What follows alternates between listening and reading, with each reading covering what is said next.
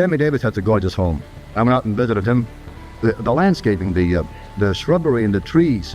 See, I come from Philadelphia, and I lived in row houses. We never saw that, shrubbery and trees. So if ever, the good Lord willing, I ever become a star and I move to California, I'm going to get a home with lots of trees, because I realize now that a house without a tree ain't fit for a dog.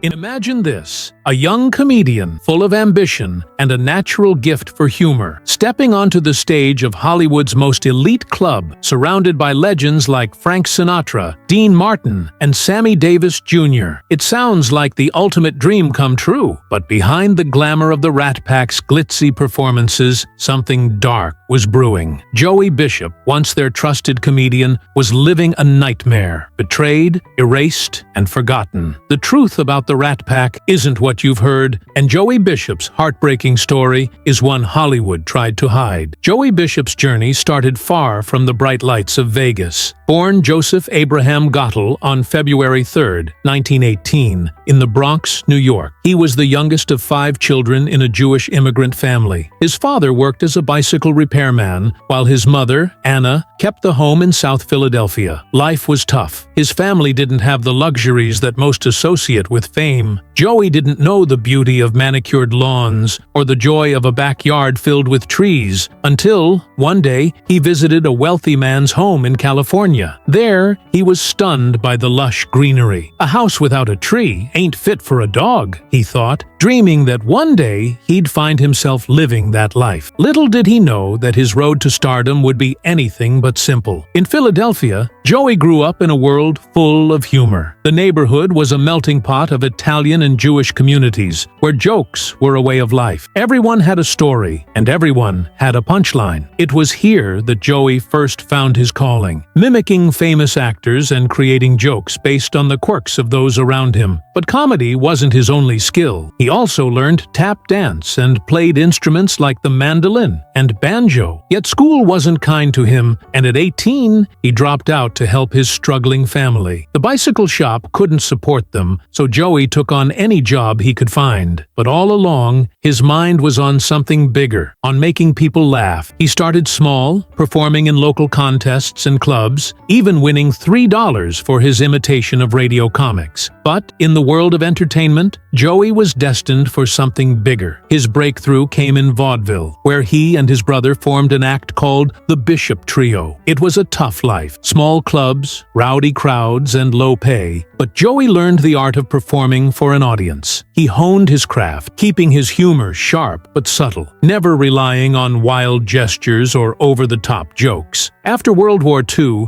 Joey's confidence grew, and he returned to comedy stronger than ever. By the late 1940s, his career was taking off. He was making $11,000 a week, a huge sum at the time, and his performances were gaining national attention. In 1950, he began appearing on major variety shows, including The Ed Sullivan Show, but his big break came in 1952, when none other than Frank Sinatra saw him perform in New York. Sinatra was immediately impressed and offered Joey a spot performing at the legendary Copacabana. Sinatra's endorsement was more than just a career boost. It was a ticket to the Rat Pack. Joey became the quiet force behind the group, the one who kept everything running smoothly. While Sinatra, Martin, and Davis Jr. stole the spotlight, Joey's dry, effortless humor held everything together. They called him the Frown Prince, a nod to his serious expression, but it was his sharp wit and storytelling that made the Rat Pack's performances legendary. He wasn't just a part of the group, he was the glue that held it all together. But things weren't as perfect as they seemed. While Joey's star rose behind the scenes, tensions were building. Sinatra was known for his loyalty, but when Joey made a move that Sinatra considered a betrayal, it all came crashing down. In the early 1960s, when Sinatra asked Joey to fill in for him at his resort, Bishop shocked him by demanding $50,000 and a private jet. To Sinatra, this was the ultimate slap in the face. Joey, who had been so loyal, was now acting as though he were doing Sinatra a favor. The fallout was swift and brutal. In the blink of an eye, Joey was out of the Rat Pack. Sinatra not only kicked him out of the group, but also erased him from Hollywood's major projects. Films like Robin and the Seven Hoods had originally been meant for Joey, but now he was replaced. Suddenly, the man who had once been an essential part of Hollywood's most famous ensemble was left on the outside looking in. His demands for respect had backfired, and the entertainment industry had moved on without him.